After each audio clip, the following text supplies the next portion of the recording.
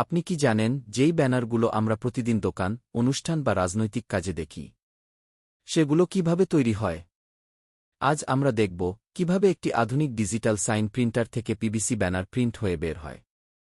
প্রথমে কম্পিউটার থেকে ব্যানারের ডিজাইন পাঠানো হয় প্রিন্টারে। তারপর প্রিন্টারে সেট করে দেওয়া হয় পিভিসি রোল।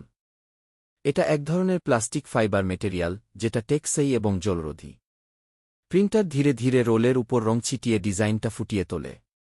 প্রতিটা রং লেয়ার বাই লেয়ার বসে। এই প্রযুক্তিকে বলা হয় ইঙ্কজেট প্রিন্টিং টেকনোলজি, যেখানে স্পেশাল সলভেন্ট ইঙ্ক ব্যবহার করা হয়, যা রোদ, বৃষ্টি আর ধুলাবালির মধ্যেও অনেকদিন টেকে। পুরো ব্যানার প্রিন্ট হয়ে গেলে রোলটা কাটা হয় নির্দিষ্ট মাপে। এইভাবেই আপনার দেখা প্রতিটি রঙিন ব্যানার হাজারো ডিজাইনের মাঝে এক অনন্য শিল্পকর্ম হয়ে ওঠে।